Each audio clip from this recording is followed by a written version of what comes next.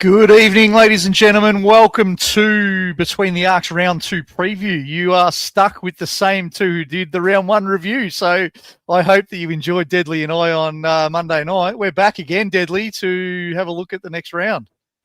That's it, mate. Bloody keen to do it as well. I think we got good reception from our show on Monday, which is always nice to see. And what better way to keep it going by chatting about the next round.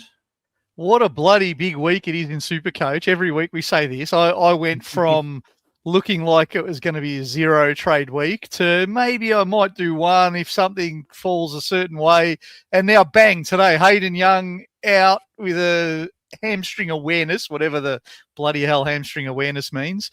And we're now all thinking about Errol. We got Hayden Young. We got maybe Philippou on the borderline. We don't know about Todd Marshall. It's never dull, is it? No, that's it. It's always happening in the land of SuperCoach, mate. And I think the worst part about it is most of them, even Heaney as well today, obviously ruled out for a few people, just all basically 1 week injuries. Like Errol's easy because it's long-term period. You know, that's a trade you're forced to make. These sort of 1 week guys, there's about 4 different ones. If you look at Heaney, Marshall, Philippou, and now Young, it's 1 to 2 weeks. Maybe playing this week for a lot of them, and you know it chucks a lot of question marks and a lot of spanners in the works for your setups in the early buy rounds. It does, but everyone, jump in our chat. Let us know what you're thinking about. Ask away with any questions. We'll have some time at the end of the show to definitely get to a few questions. I'm sure there's going to be a few trade scenarios people will throw in. So please interact. We'll go through the 7 games this week. There's a couple of teams on a bye, so we've got 7 matches. I've also got a new intro, Deadly, to kick us off. And I thought we'll start off with what are the 5 burning questions of the round? These are the ones that probably, you know, people are thinking about or they've asked us in our Discord, and let's address them straight away. Now, things move so quickly. I didn't even know about Hayden Young when I put this together. So he's not even on this first one. But let's start. Like, what do Errol owners do? What do you reckon? Well, simply enough, I think obviously it's a trade, but it's to who to. Look, Sarong's the obvious one for me. Still, if you don't have Sarong, I think that's a pretty easy one. Yep. There's a few other strategies I see floating around. I really actually don't mind just going double up ruck strat. That I've seen a few people do as well. If you don't mind if you have got McAndrew at R2, or I've seen people, you know, swap some defense, put Rosie into the midfield for now, and get a Nick Blakey type, which I really like that sort of setup too. Yep. I wouldn't really go Errol all the way down to a rookie. I've been sort of against that since the jump, and I'm still definitely against it. Yeah, I think it does always depend on team structure and, you know, what's missing when we say who to go to. So every team's a bit different. I think if it was me and I don't have Errol, so I got lucky really with that one. I do have Hayden Young, but I don't have Errol. I think Sarong's the obvious because it's the same tier, same structure, no real change as long as you got the cash to spend the whatever it was, $6,000 or so difference. That's an easy one. Then the next ones, I agree with you. Is it a flick to the different line? Do you go a Blakey, or do you flick a forward into your midfield and go?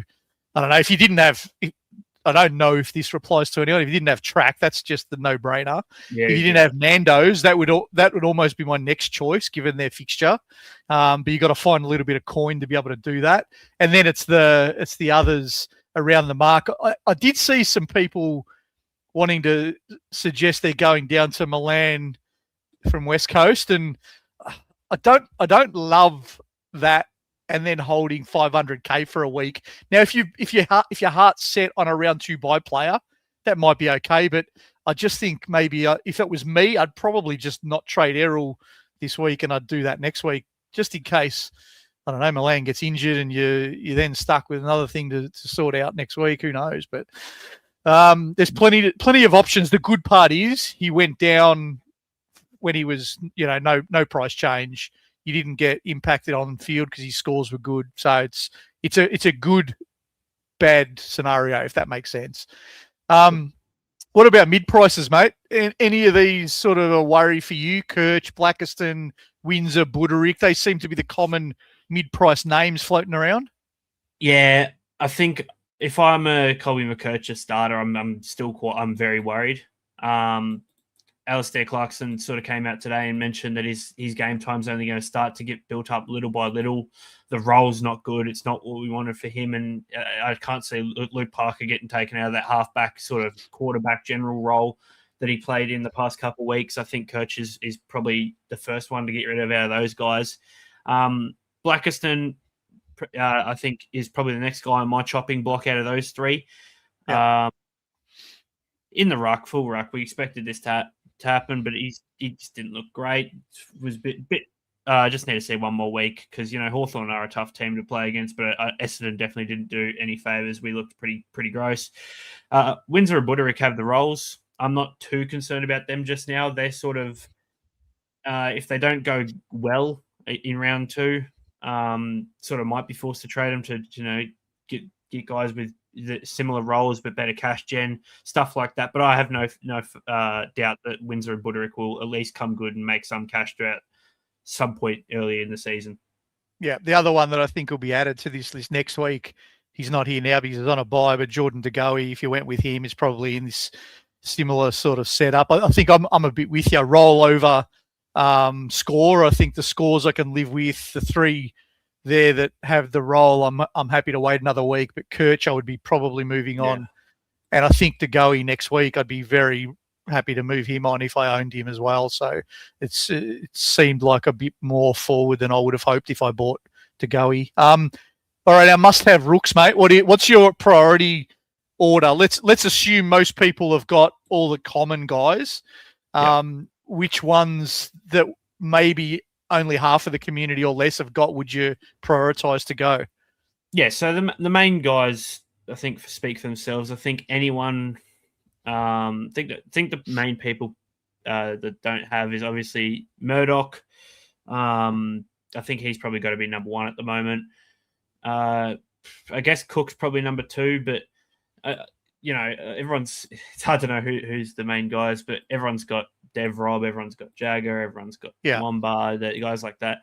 I think Milan and Cook are sort of the main 2 that I don't have, definitely. I'm just sort of going through the list right now. Sorry. Yeah, there's not too many after those 2 that I'm really would consider must-haves after this week, but I feel like there's definitely someone I'm missing. So if you can find them, let me know. No, I think they're the main ones. I think the other one to just keep a little sneaky eye on, and this is for a few weeks' time. Jake Rogers looked really good last week, and he's got the round 3 bye. So he's only played 1 game. He plays this week, then he has the round 3 bye, and he's back in round 4. If you've got an underperforming sort of round 4 rook guy, maybe, for example, a Jack Carroll, it might be a nice little sort of sidewaysy move. Jack Carroll makes a couple of bucks, but he doesn't look like he's making too much more. You might be able to jump off him to a Rogers or something. Just something to watch out for in a couple of weeks. I would highly recommend waiting on all of the rooks, but if you thought you needed to make multiple moves over the next 2 weeks, I think it is a good idea to look at this week's trade plans in a 2-week block. Because if you are looking at your team next week and you think you're going to have to move on blokes like Blackiston, you want to move on maybe a rookie that you're not happy with as well. Like, you can't make more than 3 in any given week. So the one that I would absolutely go early on is our mate Murdoch, Milan Murdoch from West Coast. Cook's the one I'd go next, but I'd just wait on him because he's got a wing roll. And we know what wing rolls can be like. His inflated price. He looked good. If he goes good again next week, it's great. Buy him, but I'd probably go him after Milan personally. I'm with you. I think Hawksy's hit the nail on the head actually here. Trading Jay Gresham for sure. Looks unreal in the VFL. He kicked 5 in the VFL. So if we're playing VFL SuperCoach, great. Yeah, but flying, absolutely flying. He's not going to help our AFL SuperCoach team. Can we use a boost, Deadly? Oh, I wouldn't be using the boost this week. And I know there is going to be people out there, and I'm sorry if this is you. You've got Gulden, Philippou, Marshall, Young, Heaney, maybe all 5 and as well as potentially some other problems like a coach or something. And if that's you, then Christ, you'd think season's over already, which it's definitely not. Even still, if you have something like that, I'd just run the 2 trades. I think Gulden's the easy out, and then you potentially just get rid of someone who's on a 1 week injury, and you hold guys like a Hayden Young who could come back next week and be fine, and a Philip who could come back next week and could make money still. Marshall will be fine. Guys like that. I don't love the idea of using a boost in round 1. Yeah, look, I've done it before, so I think it's, again, team dependent. I think if you had, say you got Errol, Young, and then you're not happy with somebody else, I think you can do it. But I'll show Hawksy's message here. I think it's a good one. The boosts are really handy when you have to go 2 down, 1 up in upgrade season, because because we're so aggressive in upgrade season, not all of our rookies will necessarily have made 150k, and so sometimes you just can't do a 1 down, 1 up to the player you want, and so the boosts are really handy in that week 6 to 11 period, because that's where you can really make sure you are getting your upgrade cadence going. But I've done it before, so I don't want to be a huge hypocrite and say don't ever do it, because there might be a circumstance where you do. But I think maybe 1 boost in the first 2 weeks of correction season, which is this week and next week, I wouldn't go boost and boost. That feels too much to me. But 1 boost over the 2 weeks, I could probably live with. A little different one here, mate. What about offer primo? Are you the type that'll jump off after 1 or 2 games if you've selected a primo and they've under-delivered? Not at the start of the season. I famously got rid of Matt Rowell in round 6 last year after his 2 bad games, and then proceeded to average 130 after I got rid of him. So shout out Matt Rowell for that. But after the first week, I'm not concerned at all.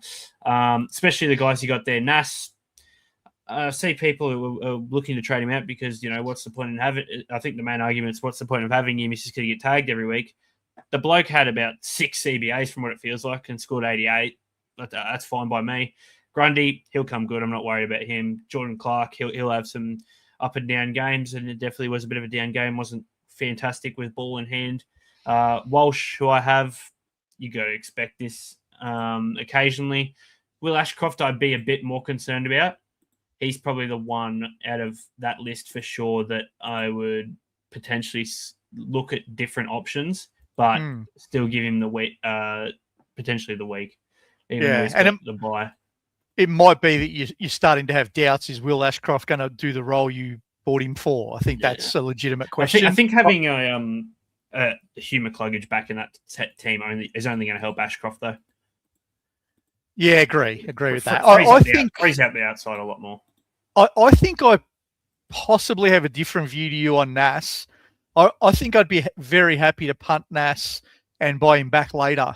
I think he's proven enough for me that he's going to be all over the place for a little while, and he might go massive this week. I'm not saying he can't, but 622. Maybe it's because I didn't love buying a 622k bloke that hasn't proven it as a midfielder yet. Maybe that's running through my head.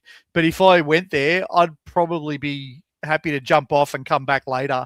Especially if you went Nas over Sink. I reckon Nas to Sink can net you some points, and you can get Nas heaps cheaper later on. I'd be happy to burn a correction trade on that, but maybe that's the way I'd play. Yeah, maybe that's just our mindsets, because my mindset behind it is major bet you got to lay in it for the first couple of weeks. Yeah. That's where I'm sitting, but yeah, definitely different viewpoints, and I guess it's just how we play SuperCoach, which is different to everyone else. Yeah, I think that's really fair point, and I also think if you're out there listening to us, please don't just copy anything we say. You got to play SuperCoach how you want to play, right? Yeah, everyone's different. You've got your own sort of risk tolerance. You got your own view on what players are going to do. We'll give you our opinion every day of the week and maybe twice on Sunday, but we don't necessarily have all the answers. Before we dive into each game, Deadly, let's give our mates at Stromcrete a bit of a plug. So if you've got any paving kind of jobs that you need done, give Strommy a call. he'll give you a free quote to start with, and he will give you 10% off as well. So he's a good friend of the show. So great shout out to the man at Stromcrete. Let's get into game one, Deadly, which is the Hawks versus the Swans on Thursday night. A little bit disappointing that we've got a few injuries on the Swans side of the equation. This would have been, it still is going to be a pretty good game, but having definitely Errol and Heaney out for this week is going to be a little bit disappointing to not have those two stars there. Just got some players of interest. I'm not going to read them all out. Those who are watching this will see the names. Those who are listening to us on audio, all I've done for tonight's show is I've put about 6 or 7 blokes that we've sort of said are SC relevant.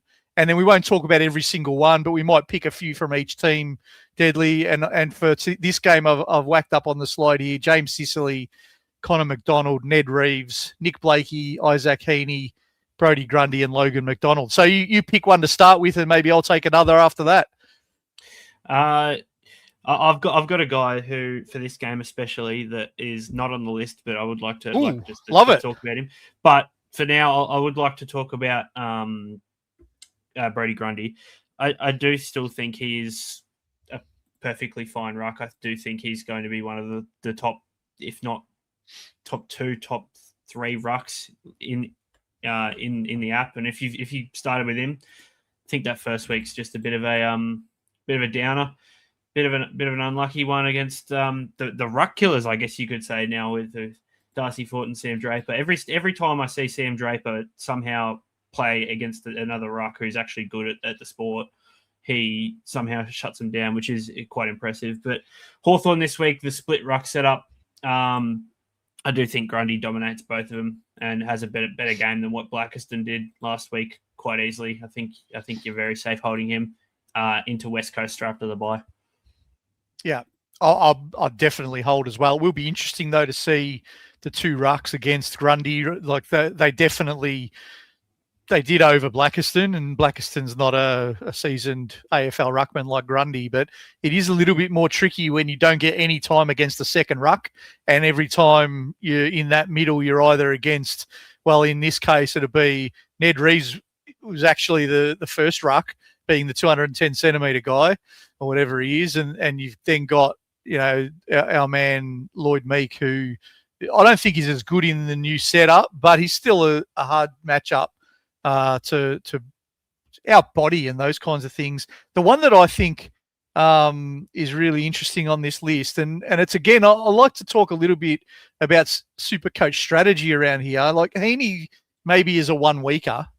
Let's say you didn't have Gulden, and if you've got Heaney, you probably don't have Gulden, because I don't think you would have went both of them. Let's say you did go Heaney and you don't have any other major issues. Are you holding someone like that, Deadly, or are you going, well, he's out now for round 2, he's got the buy in round 3, I'd rather get a different primo in to do that job, or are you just a long-term view, just sit on your hands and wait? It depends where you see him. If you see Heaney as this high upside, could potentially be top 6 mid guy, and you still hold the faith even after that first game and the injury, there's no reason. It's once again just going to come back down to the player. If you think that he's going to be one of the guys that you want for the whole season, you hold him for this 2-week period and just act like it's two buys, or you jump off to a primo. You have a little bit more faith in. At 593, it definitely allows you to be able to do that into a guy who's close to 600, if not 600 plus. Yeah, I think it's one of those difficult ones. It probably does depend on the rest of your team. My man Lizard Blakey, I want to get him in. I want him. Look, I was going to do this for sure next week. Now I'm a little bit less certain because I wasn't trading until today. Now that I am trading, I don't know if I'll still do this, but I've got a close watch in my team on that D3 spot and Jordan Clark. And my plan was, well, not next week because Blakey's on the bye round 3, but my plan was, if Clark's still pissing me off in 2 weeks' time, a straight swap to the Lizard is definitely on the agenda. Is he someone that you've got your eye on? Yeah, 100%. He may even be my first upgrade in round 4. Definitely a guy I'm looking at for sure. The roll's back there for him, and he's at a very nice price tag. Yeah, love it. Connor McDonald, any sort of inclination to jump on him this week? He's got a nice break even. His price goes up. His role is a forward, which I don't know. We tend to say don't go for these forward rolling up type roles because they can be a little bit inconsistent. But in the Hawthorn setup, it is a role they prioritise. So I think there is a world where you could go to Connor McDonald. What are your thoughts? Yeah, I don't know. I can understand people looking at him. For sure, he's had 2 decent games back to back.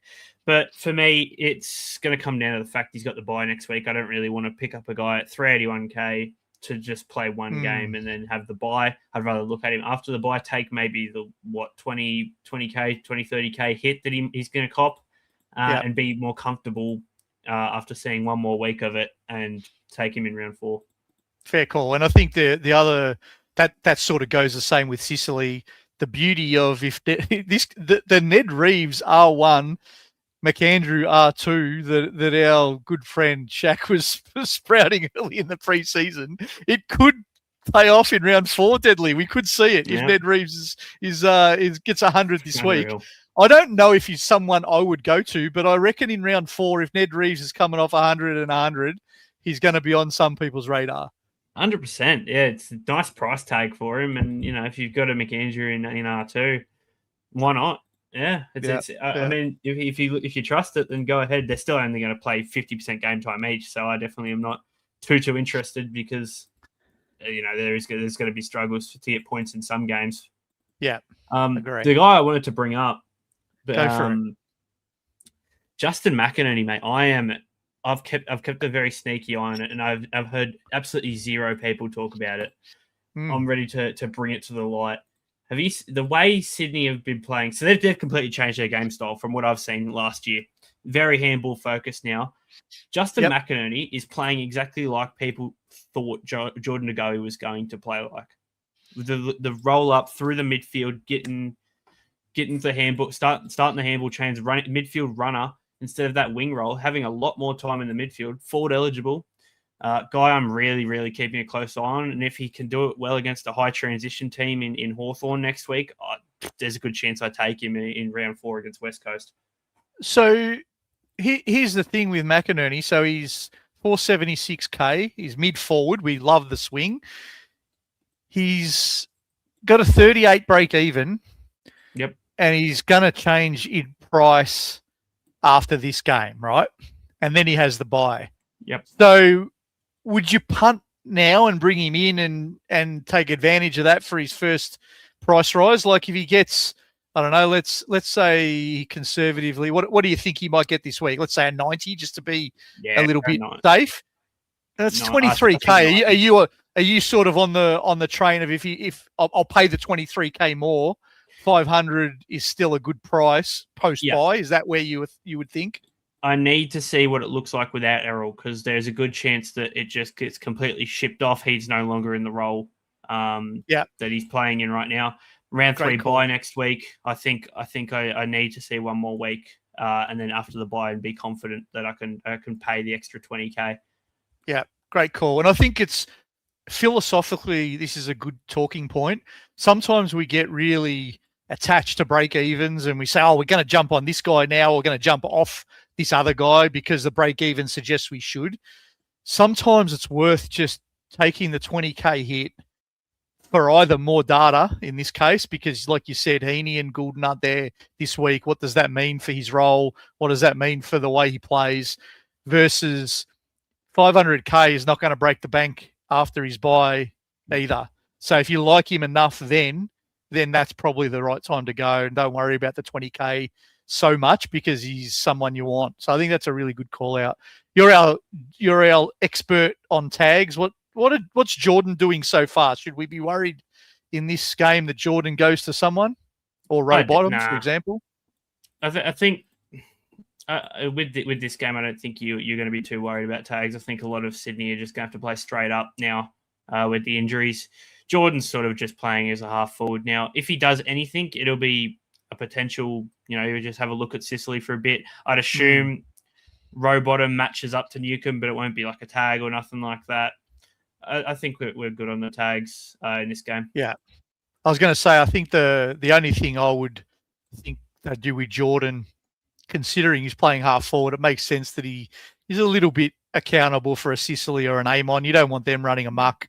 But, yeah, don't necessarily think they'll tag any VCs or Cs in this first game. I have made a pact to myself, unless it is just a no-brainer, Thursday night VCs are out for me this year. I butchered so many of them with my impatience. I'm not going there. What about yourself? If you own a Blakey, I don't mind it. If you don't really trust anyone else.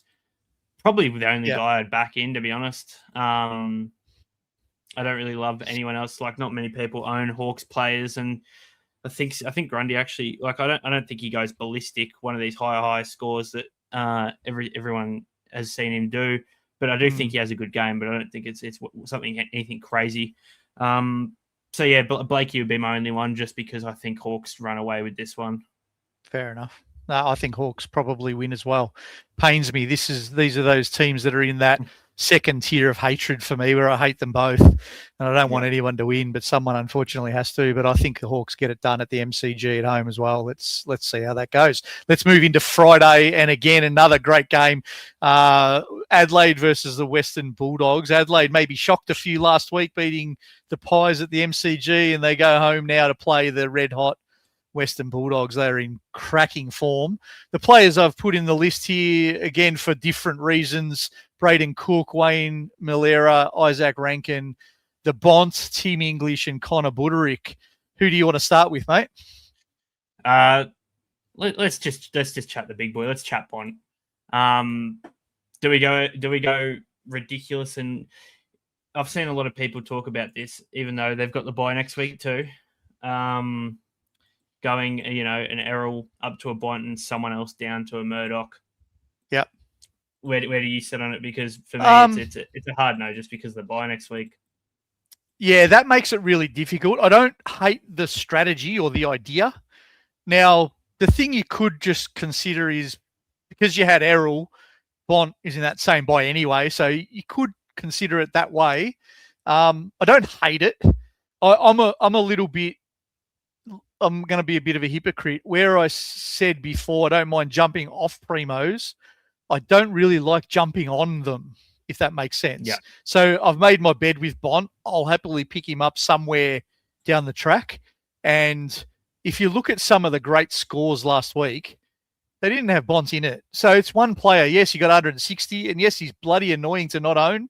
But we knew that when we didn't put him in our team last week. We probably went that way because we wanted to spread the cash a little bit more evenly. Now that you've got an injury, if you're desperate and you want to go to Bont, I can live with it, but it's not something I would rush to do, that's for sure. Yeah, no, I'm the exact same. I'm definitely with you. I am not rushing to get Bont in. I do think there is still some down games to come in, even though GWS just let him off the chain. Yeah, we only need him, and this is, I know it's hard to say this when we're talking about probably the best SuperCoach player for many, many a year, but we just need him to have 190. It doesn't even have to be a stinker, just a 90 somewhere, like it's a scaling problem or he sits up forward for the wrong time of the match. 190 and he becomes so much more attainable to all of us in upgrade season. So let's hope we get that. I'm really interested in your view here, not on Isaac Rankin as a buy, because I don't think he is. But what does he do to this Adelaide team? And we saw Adelaide last week. Their style was a little bit different. And for those who didn't see the Collingwood and Adelaide game, Adelaide played a little bit of the Brisbane style for half of the match. Yeah.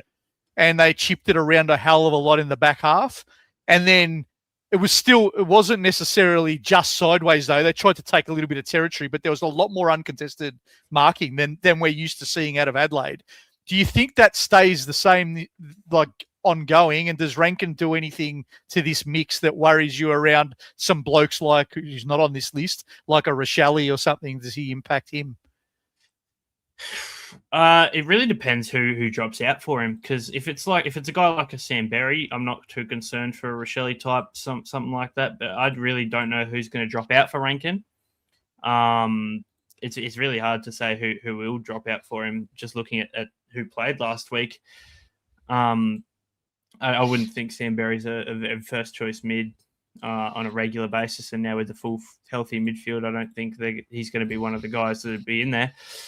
So I don't think it really affects Rochelle that much. Might have to force Peatling in there if they've got to keep some pressure on Bont, but I don't think they run any tags on him somehow.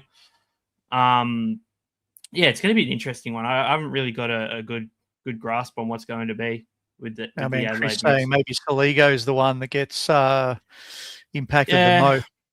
I potentially, but I think they'll want to still have Soligo in there just so they have, the build up. Maybe plays a bit more wing this week than what he did. Look, and let's see what happens. Maybe Rankin plays more forward than mid. Like I don't know. To me, I haven't got a full. To me, the obvious one is that they go 50-50 Rankin Rochelle, or let's say 40-40 because then they go to the bench for a little bit of the time. But I think they're the obvious switch because they both play a similar position. I don't know. Yep. I don't know if that happens or not. Let's see. I want to talk about a couple of these other blokes. Just really quickly on Tim English, I only put him up there I'm really curious how he goes this week against a really tall ruckman. So he has dominated hitouts to advantage for the first 2 weeks. He's probably been the outlier ruck, the one that has been scoring elite no matter what in the first 2 weeks. But the first 2 games he played against what I would call rucks that are not that sort of hard to play against. So yes, there was a bit of Darcy Thorpe, but there was also a lot of ZZ Top in that first week. And then in the second week, it was Briggs and Riccardi, and he was able to just jump all over him and hit it straight down the midfielder's throat so many times. I think he will continue to be a great Supercoach player all year, but I just want to see how it looks with him against the tall ruckman. Because the Adelaide bloke is 200? What are they telling us? 210 or whatever he is. He's a bit of a giant. So it'd be interesting if he gets the same centre bounce effectiveness. He'll still get his disposals. He'll still be fine. But I just want to see what happens in that centre bounce. Who else on this list are you interested in, mate? Oh, we probably got to chat Braden Cook. I'm definitely interested in the other 3 guys, so we'll have a chat about all of them. A quick chat about all of them. Braden Cook, probably one of the main rookie guys that a few people didn't take. Definitely watch this week. Collingwood love to give up a lot of points to the wingers, actually. They do. Best way I can put it. Just their style of play definitely allows for wing scoring. Doggies have really changed the way they set up defensively, and I'm not the biggest fan of it for Cook. So, definitely a watch this week. I wouldn't be buying him. The thing that could be okay for Cook, and this is I don't know this, but Doggies are definitely pushing their wingers back deep. So maybe that means Cook gets separation. They're doing. I really like the way the Doggies are setting up defensively now. I think it's awesome. Just quietly on an AFL standpoint. I think they had to, right? We all know that their defense is their weakest link, so they had to change something about their structure. It's worked beautifully for them for the first 2 weeks. This will be a really good test because the Thriller poses a different threat. So does Tex. They get good, and Fogarty. They get really good separation and spread, and so this will be a really good watch. I'm really looking forward to this game most. Forget SC 100%. For a minute. It is very SC relevant, but it's from a footy perspective, this is going to tell us a hell of a lot, this game. Oh, 100%. And just, I know, as much as we give Bevo shit for all of his different, sort of his tactics and swapping people around, I think he's so far after the first 2 games easily been the best tactically given coach. By far. He's definitely changed a lot of things at this Bulldogs side, and it's doing real well. But that's not saying without Nexie what he's done so far. And I really liked they brought it up on First Crack how they they occasionally chucked Riley Thilthorpe sort of as a ruck rover, then sort of rolled him up as the 7th forward. And so he's sort of a Lucy, and they've got a guy like they had it last week where Isaac Quainer was the spare, and he had to match up to Riley Thilthorpe. And if you're Isaac Quainer, it's not a matchup you really want. So it really worked out well for Adelaide, and they ended up kicking a goal off of it. But that's just footy nerd sort of stuff. Yeah, I love it, and I think we're going to see the same at both ends this week because you got so much tactical. The two young forwards, right? Darcy's going to do the same at the other end. He's going to lose some people in traffic when he's in the ruck. Be interesting who he's up against when he's in the ruck, because there's some doubt over what's the Adelaide boys' second ruckman who played last week. I can't remember his name. Murray. Murray, that's the one. Whether he gets up for the game or not is interesting. So if he's not there, does Thriller have to do some second ruck work? I'd love to see just 10 minutes of Thriller versus Darcy in the ruck. I think that'd be really entertaining. So anyway, we won't get too carried away. This one's a bit like footy porn though. This game, it's going to be very good. We can't leave this one without talking about Kiz's secret weapon. He was all over Wayne Miller, and the SuperCoach community, his eyes were opened by the score more than anything last week. But the couple of the things that are going on, there was no Irishman, of course, who took all the kick-ins last year. There was no Mitch Hinge, who also took a few kick-ins. So Miller took the lion's share of the kick-ins back there. Do we expect that he is going to break hearts? And when I say that, there's some people wanting to jump on, and I just get nervous about these huge scores, one-offs, and I get he's got the role, and I'm not saying that he's not going to have the role going forward, but my goodness, I just want to see it again before I jump on someone like him. Yeah, I think the role is not going to be the issue. I think definitely some guys coming back is going to affect him a bit. I think he was a great pick by Kisley. There's no doubting that. I'm not sold he's a keeper at all.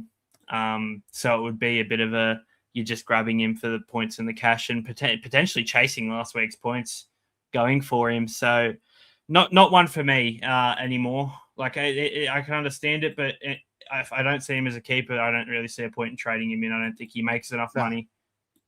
I said to someone this week, talking about going to him, and going to him from Errol was the scenario. I have serious doubts with that move, because what I think that does to your team is you're now reliant on Miller filling a role of a potential keeper, because you would have bought Errol at the start thinking he's an MA. You're now going to a Miller who might or might not. So I think it's a huge gamble to think he's going to be in the top 6 defenders. Where I would be really comfortable is if you've got Kirch, because that's role for role, like for like. Yeah, go for it. I'd completely endorse that. I'm a big believer in role for my team in SuperCoach. Maybe that holds me back in some way, shape, or form, because I'm pretty fixed on the way I pigeonhole players, and sometimes that works, sometimes it doesn't. But I think if I had a Kirch to Miller or Kirch to Houston next week, they make perfect sense to me. But I don't think I'd go Errol to them, just because in my head that doesn't come out like for like. Yeah, no, I agree. And we should just let the great man sell it himself. Definitely not a keeper. Hinge back in about 3 to 4 weeks, make the cash and move on. Yeah. And yeah, he is right. This definitely could be a game where Miller also goes off again, because if the Dogs do keep that high zone, Collingwood's not Collingwood, who did they play? Sorry, Dogs last week. The Dogs play GWS. Lockie Ash still looked real good. So yes, yeah, agree. Definitely could work for Miller. Agree. So let's not. I don't think there's going to be much tagging. There hasn't been. It's been a couple of tags this year, so we shouldn't say there's no tagging, but they're very random, is what I'll say. Like there's blokes going to someone. It's decent matchups. Like it makes sense. Like it looked weird at the time, but it made sense for Fino Sullivan to go with Zach Butters. 2 guys who are stocky, short guys who can run. Makes sense. Yep. A Neil Bullen tagging Bont just doesn't make sense. Yeah, agree. VCs in this one are probably going to be pretty popular. Who do you think you could whack the VC on? I think it's hard not to chuck it on Bont if you got him. Have to. Shit, I wouldn't be shocked if Kizza chucks a VC on with Miller, and I don't mind it at all. Yep. English, I think Bailey Dale's probably due for a bit of a day. Not a bad game, but I definitely wouldn't chuck a VC on him if you started with him, because Adelaide's forward pressure is very, very good. Yeah, that's about it, really. Yeah, I think I've got Big Red. I think I might be tempted to go the Friday night VC. If I don't go, I'll definitely not go on the Thursday night. So I think Ed Richards, a bit of a bounce back game, maybe. Bad, yeah. Bounce back. You never know. I don't know if I will go there, because I think there's another obvious one in the next game. But yeah, I think we got the same one. Yeah, I know. I think there's a really obvious one in this game coming up. So we move to Saturday afternoon, and we've got the Tigers at home to the Suns. I mean, we know that the Suns are getting looked after deadly, but my God, how could they have it any easier right now? They got West Coast last week at home. They now come to play Richmond at the G. We know that Richmond beat them last year at Marvel, and they don't even have to play them there now. They get to go to the G, where I think it'll be nice and easy for them. A few less players on the list here because I didn't really have any Richmond players behind the barbecue. I thought he was the main man to talk about on their behalf. And then on the Gold Coast side, Nando's and Track are pretty popular. I spoke a little bit about Jake Rogers earlier, so I won't sort of go there again, but I just thought he was one worth having a look at. What about, there's a comment in chat saying that potentially Richmond might tag Track. Do you think who and what would they even do if they could? They have tagged Track in the past. I remember it when he was at Melbourne, but they did it with Graham, who's now on West Coast. It's more a case of who. I don't know if they've got anyone that could do it, to be honest. They might anyone they try and do, it's not going to look great for them. Like they could try a McCaller for a Tresice or something, but it won't go too great for them. I would assume. I think they just got to at least keep an eye on, tell everyone to keep an eye on Track, but they can't have an individual matchup going with him. Yeah, Jack Ross. Yeah. He's the one that made a little bit of logical sense, but I don't love it. I think that's just gonna only help Gold Coast more. To be honest, it's just taking Jack Ross out of attack for Richmond's just self-suicide for me. I think good luck. He can try. I don't think he's got any chance. But anyway, I could be wrong. Only people who actually had any build-up play for Richmond last week. So yeah, I don't think it'll work out for him. What about the VC is going to go on a few players here? My man was always going to be Nando's. This is I think he loves these kind of matchups. So that's music to my ears. They're going to tag Track because Nando's is going to run amok if they do. But I don't think they're going to be able to tag anyone successfully. What do you reckon? Nando's as a VC or do you have him to do that? I don't, but if I did, he'd be locked in VC. My VCC it was locked in from the jump, and I haven't changed it. But yeah, if I had Nando's, it'd be very easily him. Fair enough. And I think Barbecue, just worth a shout out. He was bloody good last week in 2 of the 4 quarters. He scored all of his points in quarter 1 and quarter 3. And so let's hope he can just, like all young blokes do, just get better used to the consistency of 4 quarters, and he is going to be a handy little player. We can see that already. Yeah, 100%. I've got to get a move on, Deadly. The better half saying, "What the hell are you blokes doing? You've only done 2 games, and it's 3 now. 3 now. Leave us alone. We're flying." Let's go to Saturday Arvo, Giants versus Saints. Another pretty good game, potentially, at NG Stadium. Few blokes to talk about here. I've got here to talk that's of interest. Finn Callaghan, the 2 lockies back in the defence for GWS. Some quick cash options. So I've bucketed them together. Joe Fonte, Cogs, and Riccardi are all going to make some quick cash. Whether we're interested, I don't know. Do we trade Nas to Sink? We've already covered the Nas to Sink, so we won't go there again. But Phillip, who's a talking point, and one I want to put on the agenda because he's currently my trade from Hayden Young, is Max Hall. Yeah. Do we want to start there? Maybe we'll start there. Go ahead. Give us your reason. Look, Max Hall is a bit of a short-term play for me. I have Hayden Young as a cash generator. He scored an 80 and he now has an injury. So whether it's a 1-week injury, whether it's a 2-week injury, I don't really care because the nature of this guy is he's injury prone. So if he's missing a week already and he played full forward all last quarter after looking awesome for 3 quarters, I'm already thinking, can he fulfill the role I want in my team, which is to make 100 to 120K and then move him to a primo. So for me, the one I like most to flick to is Max Hall, and I can do that because I've got the DPP ability, and I'm thinking about also trading Philippou, because I'm sick of this bloke getting injured every half of footy too. So at the moment, my trades for the week look like they're going to be Young and Philippou out, and Max Hall and Milan in. So they stay as one midfielder, one forward. I just flick the mid-pricer from the midfield to the forward line instead. And I think Max Hall with the 141 has a great sort of insurance policy sitting there for the next 2 weeks for his cash gen. And if he could happen to just play another good game in the next fortnight, he might even stay in post-buy. Like it could be a quick cash grab. It could be a longer-term cash grab. I'll just see how it plays out. But I really think if Ross is smart, he gets this guy around the footy as often as possible. Yeah, I mean, it's fair calls all around. Especially with, Philippou potentially out for this week. Jack McRae definitely out. That's two sets of 40% CBAs they've got to throw around. Expect Windhager to keep his 60 that he had last week into this week.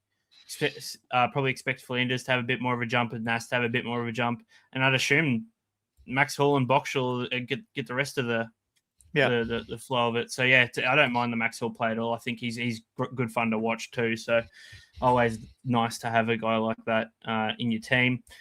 I don't think I can go there just way my week's set up. But Fair definitely one that could explode at any given point, like you did last week. Yeah, and it's left field. It's not a safe option. Like I think the obvious Hayden Young trade is to Darcy Parish if you don't have him, or to someone like that, or to one of these three blokes, Fonty, Cogs, Riccardi. Look, I put Cogs on the screen. I don't know why I did. No one's going to Cogs, surely. Do not go to Cogs. Do not go to Cogs. Doesn't have the role. Doesn't have the consistency. Injury prone. Do not go to Cogs. But Fonty or Riccardi, any interest there? Like Fonty's hard for me to talk about because I started him, and so it's a different profile when you start someone versus buying into someone. I personally wouldn't recommend someone jumps on Fonty now, but I do get it if it's just a quick cash grab. But as long as you know in your mind it's only about cash, because I don't think he lasts months in your team. No, God, no. I think you're trading him out at his buy. I think this is a 2-week cash grab play. I've seen people say, if he goes 80s, he gets. Secco put up a great tweet about it today. Go check it out if you haven't. There's some good replies to that too. So sort of touches on everything I'm going to say. If he goes 80s, makes 70 odd K, which do you value a trade more or 70 odd K more? That's where you got to sit. And he could make an extra 50K after post buy if he keeps going 80s. But then all it takes is 155 or 160, and he makes 3K. And you've held him for an extra week after his buy, and you're stuffed pretty much. I think this is the thing to be thinking about, and this is the same with Max Hall, right? Had Young not got injured, I would not in a million years go to Max Hall, because I don't want to change the structure of my team on a risk. So I think this is a really good point as well that SuperCoach 2026 is putting up here. You can't afford to go Hall if you've got Nas, Sinclair, and Flanders. I don't have Nas, so I've only got 3 on that buy. I've got no GWS blokes, so I'm trading off Philippou, so I'm not changing my profile. But I think it's a different question about starting someone versus buying into them, and I would be really reluctant to buy into any of these blokes, because I think they're all short term. And how much do you value a trade? It's like, if you have to make a trade, that's different. If it's a forced trade, then take advantage of the short term cash. I can live with that. That's what I'm doing. But I don't think you go there just for fun, because we don't have that many luxury trades to do it. This to me seems like we're slightly scarred from last year and the year before, where we've sort of had to find guys like a Joe Fonte at stages like this, because there's no rookies. But the rookies are absolutely flowing right now. Knock on wood that keeps going. But at this stage of the season, I see no need to go for a cash grab like a Fonte or anything like that. Who might only make me 70K. I could be saying this Fonte could go ballistic in his roll-ons, drop 130, and I look like a doofus. Of course. But I really don't think it's going to happen. I think I'm shocked he's averaging 100 in his current role. It's a decent enough role, but it's definitely not a 100 scoring role. It's more likely going to be 70s. Let's be honest. Yeah. There's been examples of dog shit players making shitloads of cash. We had Powell Pepper last year, just happened to score the right games in the right order to make max cash. He was like absolutely no use for role. He was no use for anything. But his order of his good games just happened to fluke a great Supercoach cash grab. This could happen to any of these guys. So we're not saying it can't happen. We're just saying, do you want to trade into it? That's the question. I wouldn't be taking a risk for it. Nah, if this is what you want to do, go for it. But I don't know about that. Let's go. Let's talk about all the primos at once here, mate. Callaghan, Lockie, Ash, Lockie, Whitfield. What are you thinking about all these blokes? Are they're top of their line, and we're going to have them at some point, and we just hope, like with Whitfield with a 70 last week, we're going to get them cheaper later. Yeah, I mean, there is that way of looking at it, or there's the way of, these guys are all top of their line in their position. Do we just, you've got an Errol injury. Do you go for a Callaghan or something this week while he's still got 2 games before his bye? I don't like going Errol to a guy like a Bont or something like that because he's got a bye next week. Callaghan at least gives you 2 games. And, hopefully if you set up well enough, that bye is not too much of a worry for you because there's only GWS and St Kilda on it. So I could understand making a player to Callaghan or an Ash or a Whitfield or something like that. Whitfield I'd definitely wait on out at the 3 now, but if you want to go for an Ash or a Callaghan this week, I won't talk you out of it. Yeah, and I think the other thing that the GWS blokes do is they give you really good mid-season buy coverage. Yeah. Because they've got the best mid-season buy, so that's always good. Tags, again, might be a bit of a lottery. I put it on the list. I think I'm going to delete it for next week. We're guessing, really. There might be some accountability for Windhager. There might be some, I don't know.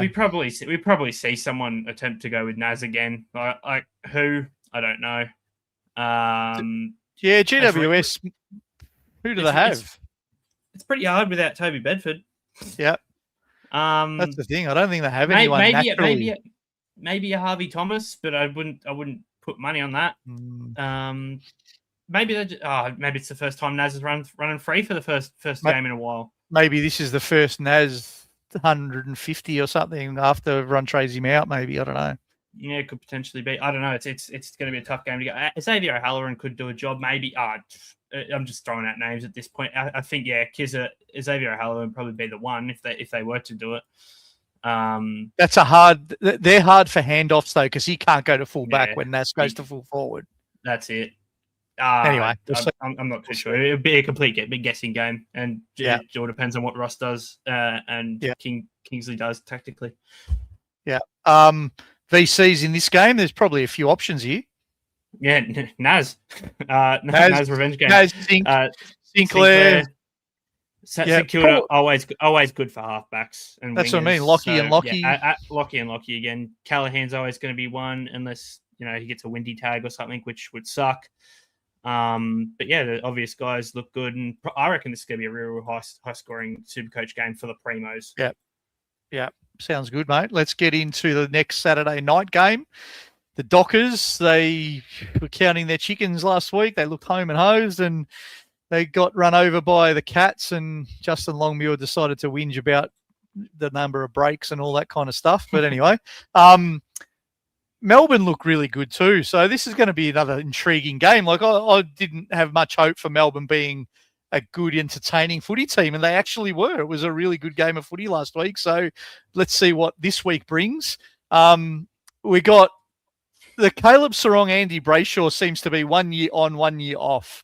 And just every year they flick as to which one. Can you give me any explanation yet about why Andy Brayshaw was such dog shit last week? I actually rewatched a good portion of the game to try and figure it out. I still don't know. How Caleb Sarong scored that high, actually. He played a lot. He played a lot more forward of the ball than what I thought he definitely usually does. Slight concern there for me, but not too much to warrant not getting him. Brayshaw, I've still got no clue. The freeze against didn't help. There was one play actually which I think probably dropped his score immensely. It was a close game. He gets a holding the ball or something, or a high tackle or something, and then gives away a 50 straight after it. I reckon that probably tanked his score 30 just in that one. But person I want to talk about, mate, straight away in this one, Max Gawn. My God, the Supercoach score doesn't speak about what he did against St Kilda. 74 minutes of the last 78 he played. Only had 4 minutes off towards the back end of the game, and I reckon basically single-handedly won that game, ran TDK into the ground, and it'd be very, very interesting to see if he does it again to a Sean Darcy type if they take him. Well, Darcy already couldn't keep up last week, so yeah, that's it. He Max looked could go absolutely ballistic terrible. I think the thing that was interesting too, because I'm a Max owner, and I was a bit nervous, I must say, at halftime especially. Less so at three-quarter time because I thought he was going okay and the score hadn't caught up yet. Last quarter, he just went nuts, which was really good. He was getting all of the hit-outs, but they weren't going to his team's advantage. And I think against other ruckmen, not TDK, he's going to get to Windsor on the fly. He's going to get to Cozzy on the fly. It's going to be a little different against some less qualified ruckman, let's say, then, because TDK's got a great leap and could at least get to the point of the ball. So if you're a Caleb Windsor owner, I want to extend this conversation out of Max into Windsor. I wouldn't be concerned at all. I think he's got the role. I think there'll be an extra 5 hit-outs to him over every week from now on when he doesn't play against a ruck that's going to be able to compete with Max. Like, can you imagine Max against a Kieran Briggs or a Blackiston or he's going to hit it down Windsor's throat 10 times a week. So I would do not jump off Caleb Windsor at all. That is my recommendation if you've got him. Don't buy him yet if you don't have him, because you can wait another week and see what happens. But I thought Windsor, to the eye, is still someone you want.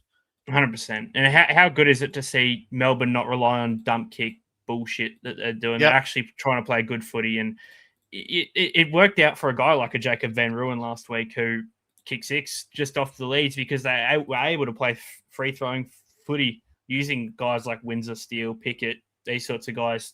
I think Melbourne will come. It's obviously a change of game style, change of coach, all that sort of stuff. There is going to be an adjustment period, especially for a lot of the new guys and guys playing different positions. But once that all gets figured out, they're all going to be perfectly fine. I thought Xavier Lindsay was good. I thought Colton Tholstrup did a fantastic job on Nas. I think this team will be fine. Not top 8, top 10, anything like that, but they'll do decent enough, and they will have some Supercoach relevant players at some point throughout the year when we thought it was just going to be Max. Yeah. One to watch, Latrell Pickett. I think he's going to be an inconsistent small forward, and I don't know that we need another rookie, so it might not be someone that we jump on, but it is someone to just keep an eye on if you're desperate for a forward line rookie. I don't know that many people would be in that boat, although if we happen to hear that Pooh was out, and then we also hear that you've also got Marshall out, who knows? We might need a rookie sooner or later. But yeah, he looked good to the eye, but not so much super coach. We've spoken a fair bit about Hayden Young. Are you a trade or are you a hold? Let's say it's a 1 week hammy. They said awareness, so who knows what the hell that is? It could mean that he was out on the gear. A low grade strain, which a low grade strain is usually just 1 to 2 weeks. Yeah, so let's say it's a 1 weeker. What are you doing with Hayden Young if it's a 1 weeker? I'm a trade for sure. I think I'm still trading. I didn't start with him for this exact reason because he got injured 3 times in the preseason. After a bloke who got injured 3 times last year all up, I couldn't trust it, and it's now happened and worked out in my favor. Probably only call I've made correctly. Broken clocks right twice a day. What about if you're an Errol owner and a Hayden Young owner? Do you start to go, right, well, I have to prioritize here. Errol's a definite out, I'll hold Young, or do you just go, you know what, the injury trades are out of my control, I'm just making them and I'm moving on? I think almost a 1 up, 1 down. If you're missing a key mid or something like that, could be fine. Yeah. I think Chris hit the nail on the head, actually. Hayden Young will be out for the rest of the season with the 1 2 week. I mean, good call. That's probably true. I think the other thing is, what does that give you? About 900 odd K. Yeah, I mean, you got some cash in the bank. You might go to Bont. 500s, something like that. Yeah. You could do whatever you want with that. So I think it's, in my mind, I'm trading. Any VCs here? Don't mind a max VC. If you got him, if you need to. Hard to say because I wonder what they do with a Colton Tholstrup again if they use him again like that. Because if they're using him on Nas, why not use him on the Sarong or something like that? or even a Jordan Clark. I don't know what they're going to do. I don't really trust anyone for a C in this game. No. I tell you who I do trust for a bit of a not a bounce back. He had a good game, but without Hayden Young, it's Brucey to the moon, baby. Brucey, we love Brucey. He's 100 plus for Brucey this week. I must admit he was in my thinking when I was looking at, do I go to somebody, and I think Hall can just be better cash gen. But if I was thinking more long term, Brucey would be the one. Yeah, for sure. I think I'm with you. Now we get to the blockbusters on Sunday, mate. The reason that we took so long on the first 5 games is we can get through these two. We don't want to talk about these. We can get through these 2 games in about 3 minutes. Like, fair dinkum, what's the AFL doing to us? They put these shit early buys, and now they serve up Port Adelaide versus Essendon and West Coast versus North Melbourne on a Sunday. I think the coverage might be pulled. But let's talk about a couple of the players. Probably the most interesting is really some crazy talk in our Discord. I thought I was dreaming when I got home from work and I looked in the Discord, and Ray must have been at the shops and talking about Dyson Sharp might not get a game. I'm like, give me a spell. He's just fishing for us to get a bit of a rise. I think it is worth talking about, though, Deadly, from the point of view of not from not getting a game. Dyson Sharp got great job security, but he's 150 thousand. He's playing a half forward role, about 50% tog. Do we think maybe not this week, because I think if I own him now, and I do, I'd hold him now. But next week, is he someone you could trade? I mean, it depends. It depends if you desperately need someone or something like that. Like, let's just say it's in your scenario. Let's just say you have no other midfielder to trade and you still need Tanner Bruin. I can understand trading a Dyson Sharp up to a Tanner Bruin, something like that. Yeah. But I have no reason to trade him right now. Obviously, the Tog wasn't good. Really got saved by the two goals, but I think he'll be fine. He'll come good. And I just pray to God that Brad Scott changes just anything to do with this Tog, because that management was poor last week. Overall, we're talking. We spoke about this on Monday night. It wasn't Dyson Sharp issue. It was the whole midfield low Tog. Archie Roberts, 61%. We could chain Archie Roberts into this too. It's just disgusting. Absolutely, really, it was. I reckon give him all one more week. Just see what Scott's shucking up, because I don't think he knows anymore. Bloke you haven't written down. Oh, we have written him down. Actually, I didn't even see him.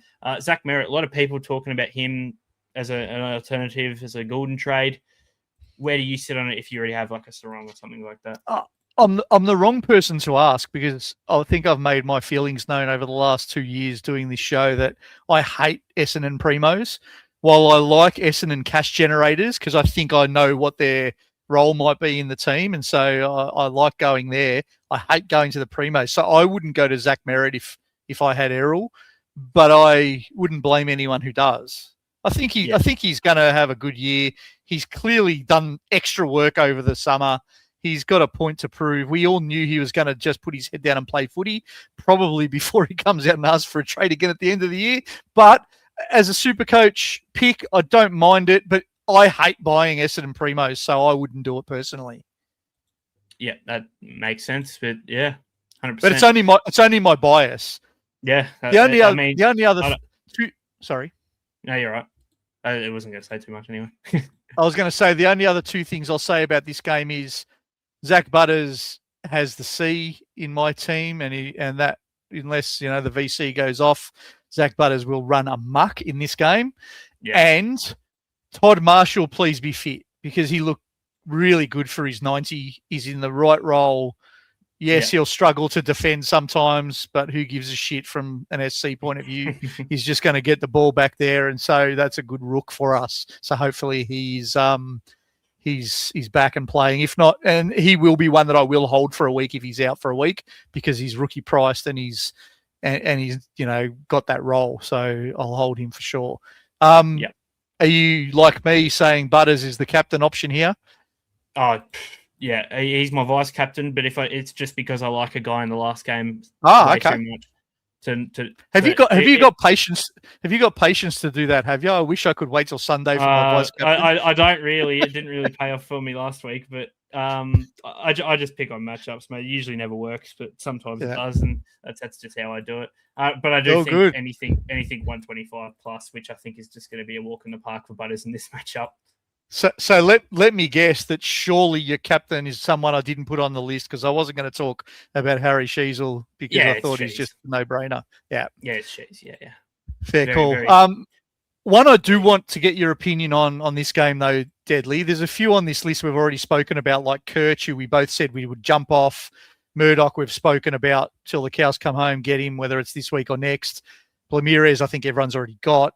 Luke Parker, he played the Jack Zeeble role. Do you trust it or not? I do. I really trust it. I can't. I think it's not only is it good for North as a team, like it's good for SuperCoach, obviously, but it's going to be good for North as a team, just having him being able to general and marshal around the guys like Jack Zeeble did a couple of seasons back when that team was sort of struggling a bit and they had Errol and Jack Zeeble sort of just back there chirping away and just kicking the footy long. It's good stuff for North, and it's good stuff for our SuperCoach teams if you're willing to trust it. Yeah. And I think I would advise wait till next week, see what happens. I don't know that you're going to get great data against West Coast because it might, might not help. I don't think so. But anyway, it'll be interesting. This will be a really good test though to see if North can go across the country. They should beat West Coast. A game they'll pencil in that they should win. They won last week. Can they back it up? I think it'll be interesting. I think they probably should, but let's see. That takes us to the end of our games, mate. So I want to just get your trade thoughts for the week before we finish up. I thought I had another slide, but it's obviously not there. So trade plans for the week. What are you thinking? Pretty boring stuff for me this week. Errol into Sarong.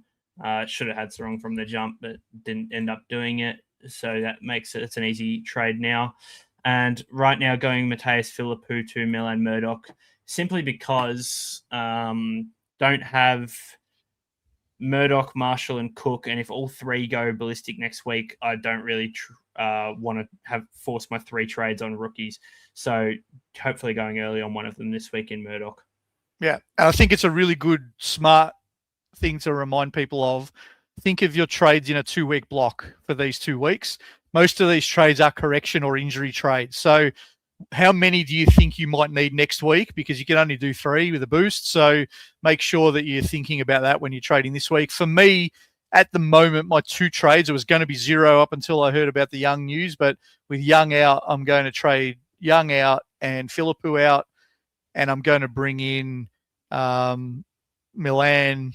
And at the moment, it's Max Hall, but Brucey is the next cab off the rank, definitely. In fact, the calculation I want to do is just to see if I went to Brucey instead. I think he's a little cheaper than Max Hall for memory. Yeah, he is. Does that allow me 70K cheaper or something? Yeah. So does that allow me next week to go straight from like a Dyson Sharp to a Tanner Brun, because I obviously have to bring in Fingers next week. So I think I'm definitely trading those 2 out. Who I bring in still up for grabs.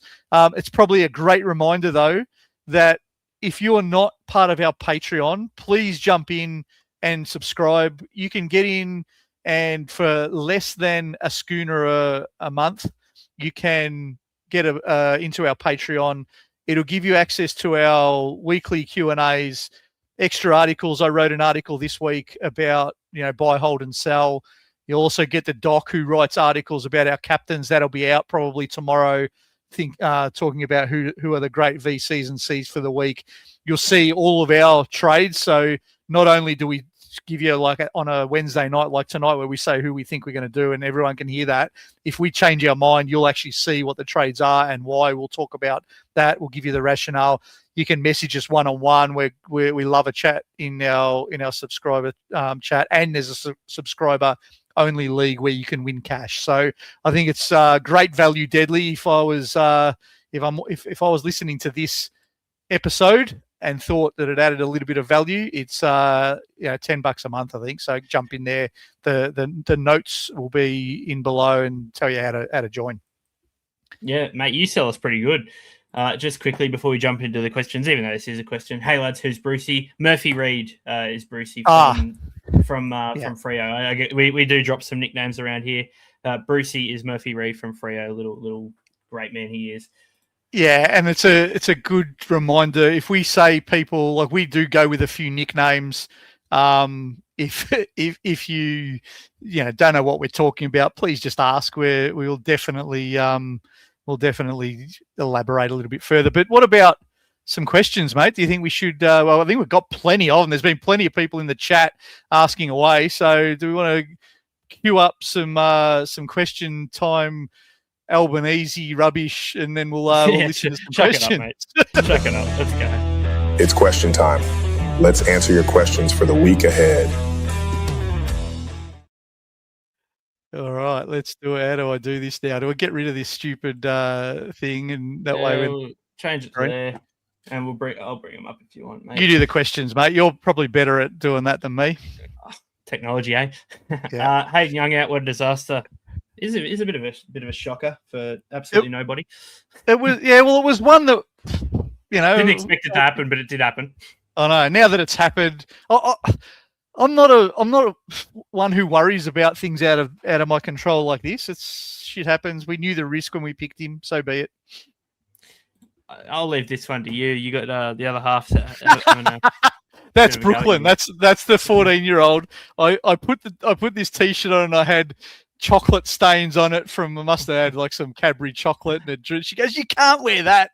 And I said, "No one's going to see. It's black anyway. Who gives a shit?" Anyway, Brooklyn wasn't happy that I was wearing a dirty T-shirt. So it's all good. Now everyone knows.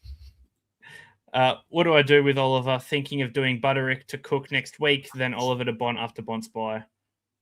I don't hate it.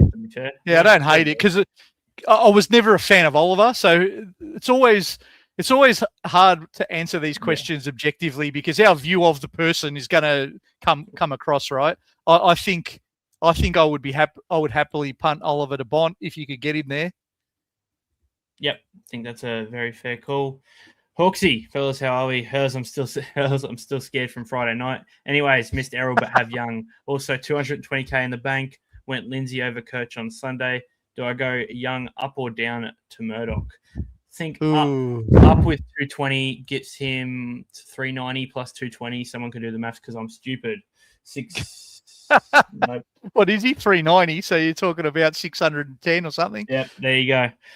That's year 10 maths for you. Yeah, I'd say up as well. 610 gets you someone pretty good.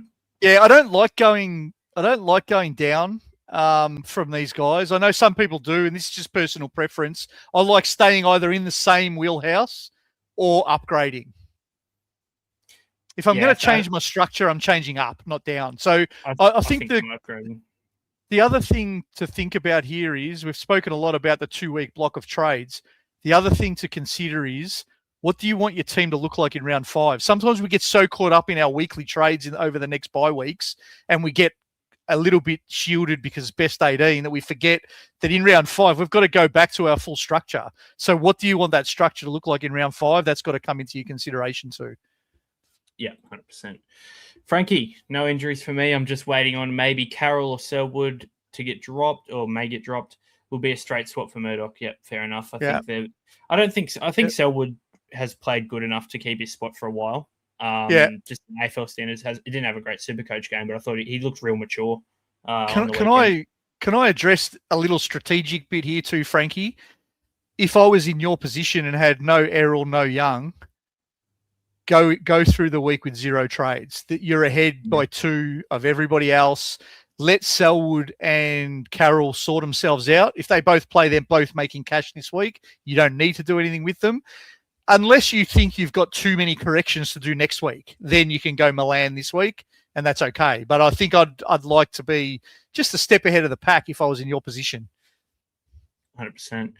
Andrew, he has Andy Brayshaw. Geez, that hurt. It definitely did. Yeah, ouch. Yeah, I don't think you see a score as low as that for Andy Brayshaw any time. No, and we said this on Monday night, Deadly. If you have a little bit of courage, because it's going to take a little bit of courage here, if you still think Andy Brayshaw is a 110 guy or a 115 guy, that 47 or whatever he got last week means he's got some 140s coming. So you can just ride through and hope that he comes good. It is hard, though, when they underperform that badly. Yeah, that's it. From Grant, I want to bring in Murdoch. Who do I trade out, Philippou or Sharp? I think I'm more Philippou. If it's going this week, Philippou for sure. Even with the injury. I think if that was my dilemma, now we haven't seen teams yet, if Philippou's in or out. If Philippou's out, I'd say him. I'm off Philippou.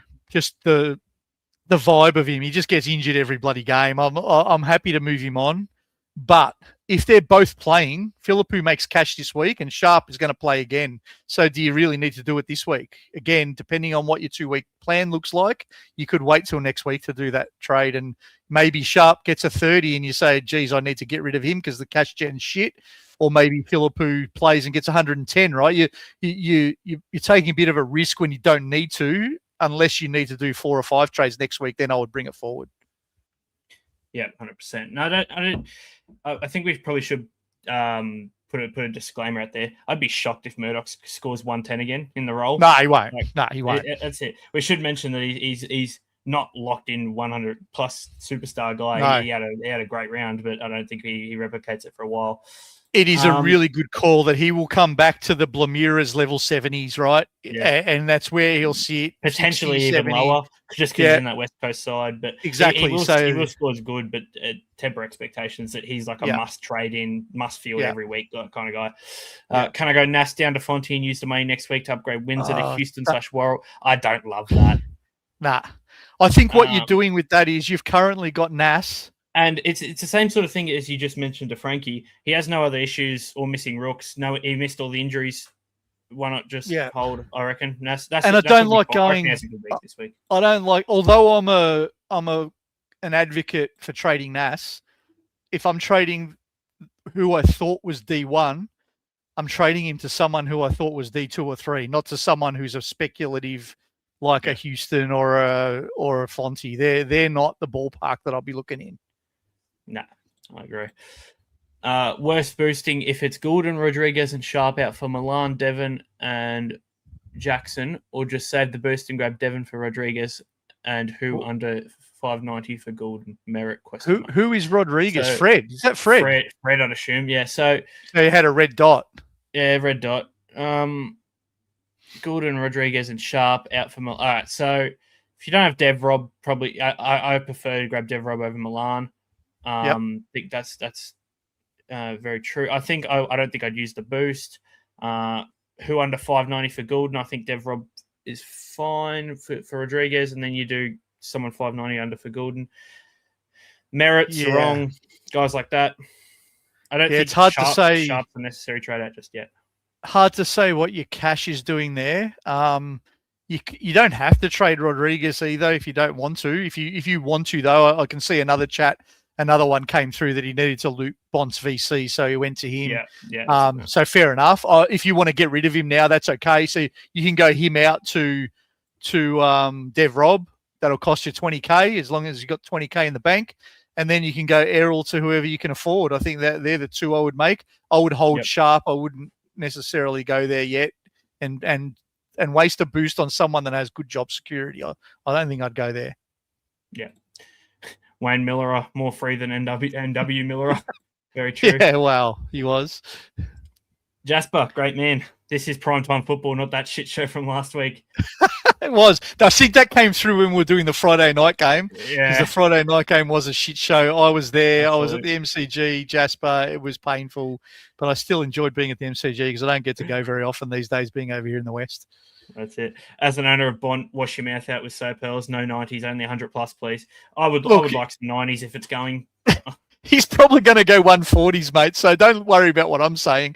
I just, obviously when you're a non-owner, you want some shit scores to be able to afford him. And if you're an owner, of course, you want 150 every week. So that's fair enough. Yeah, 100%. Hey guys, totally unrelated, but did Deadly win the NBA Cup? I think it's past the point now where I'm happy to talk about this. No, I lost in the semifinals to the man who ended up winning it. So great man as well. Shout out to him. Was chatting it up on Instagram with him. Shout out to Dylan. Congrats, mate. I'm There not you salty at all. It took him 2 weeks to talk about it, so he's got over it well. It was a bit of a heartbreak. Would we trade out Hayden Young? We've spoken about this. Yeah, we probably would. DJ Gardner-Holmes with the great thumbnail. He's the great profile picture. He's back. lads, I have Gulden. Is Gulden to Parish a viable trade if it allows me to bank 200 plus K to flip Windsor to Houston? If Windsor flops this week, I also start. All right. So a bit to break down with this. He has Gulden. Is Gulden to Parish a viable trade? I reckon that's yes. Yes, I can live with that. But I want a primo back in the next trade. So what's he doing next? Windsor to Houston. Do we reckon? Nah, Houston's the primo? I don't like it. I don't like. Sort of. He gets that is probably the only downgrade for Gulden that I can back is a Gulden to Parish, and then he gets to 200K to do whatever he wants next week. Yeah. This will be discussed a lot next week. I think I'm going to be the outlier. I think a lot of people love Houston. I've heard the argument that Collingwood's fantasy scores are up. I've heard the argument that they want the ball in Houston's hands. My argument back to that is Collingwood historically do not prioritize one distributor until I see Houston doing it with the four blokes next to him being Dacos, Howe, Moore, and Maynard and Quaynor. So when the backline is those six, and he's doing 110s, I'll pay an extra 100 for him. Until then, I'm not buying him. I don't care about this 420.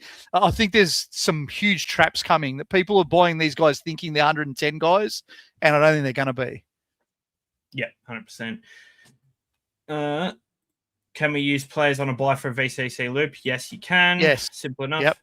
They don't count till last. So even the Sunday game into the next Sunday game, you can still bring the blue dot guys, which are the guys on the buy. You can bring them on.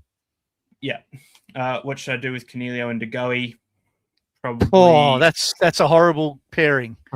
Probably a pretty great pairing. 600 is that 600? I'd almost punt them now and say stuff this. I'm out. 600. Give Cogs a week because he at least make some money. Yeah, he'll make something. Next week. Yeah, and then piss Cogs off. DeGoey off this week for fucking whoever.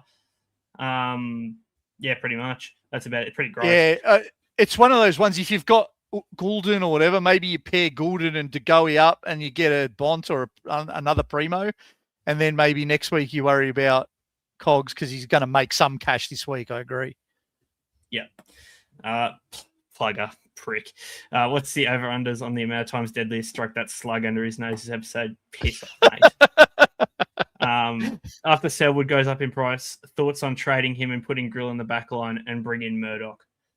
Yes. Yeah.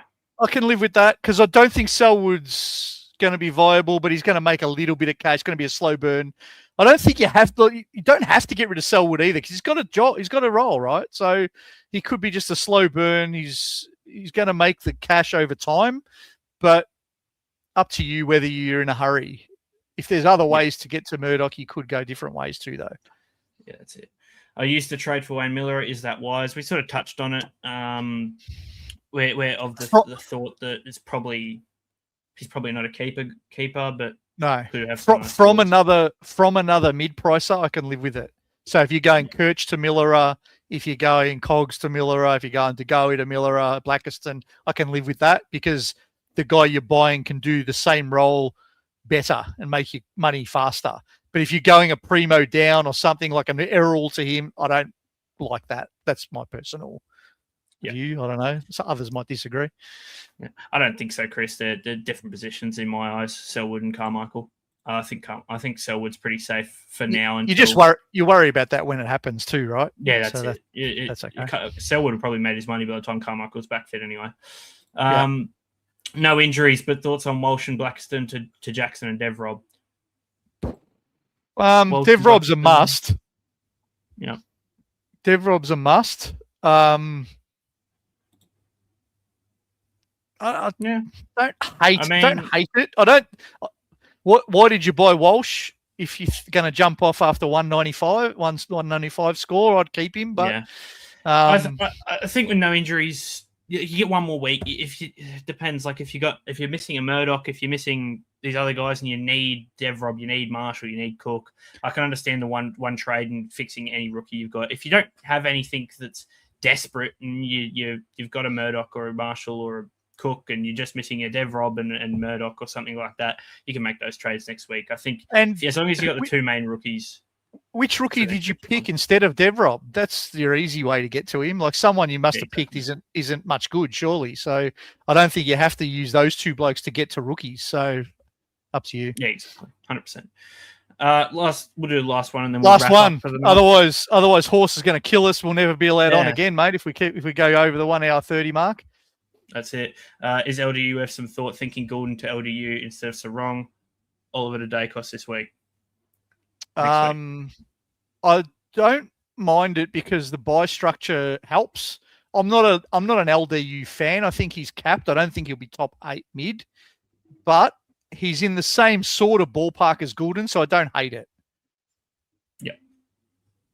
And that'll probably do us, mate. That'll do us. Wrap us up for tonight?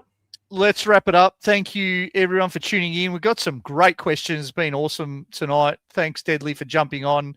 Where can everyone at home find you, mate? Probably should put it on. So you can find me on Instagram and X at SCDeadly or in the Discord. Just be chatting shit. Nothing else to it, really. I'm going to go with that from now on, Deadly. I'm not telling anyone to catch me on Twitter anymore. I'm saying join the bloody Discord. Get on. Yeah, that's it. Get in the Discord. Come and chat to us there. Join our Patreon. Like we love talking SuperCoach. We'll love to argue with anyone. So yeah, that's it. She's Horse banning us. We will call it a night though, everyone. So thank you for tuning in. Good luck with your trades this week, and we will end the show like we always do with a little message. Cogs, Stephen Cornelio. Cogs. Yeah. Stephen Coniglio is the man. Sorry again. Keep asking. Good. We'll keep answering. But we will end the show with our usual and really serious. We have a lot of fun and banter on our shows and in our Discord, etc. But we definitely want to end with a really serious note that it's not weak to speak and it's okay to not be okay. And if you're really struggling and you're genuinely struggling, reach out to somebody. Reach out to one of us. Our message inbox is always open. Sometimes it might just be wanting to chat to know that someone's listening, and we're always there for that. So please do reach out. But that's going to do us for this week. Good luck with your round 2 SuperCoach score. We'll see you tomorrow night, Deadly, with the Panic Room. That's it. 100%. Don't know who's jumping on with me, but someone will be there. Apparently we're barred of being on together, so I might not be asked, but we'll see how we go. We'll see everyone tomorrow night. See you later.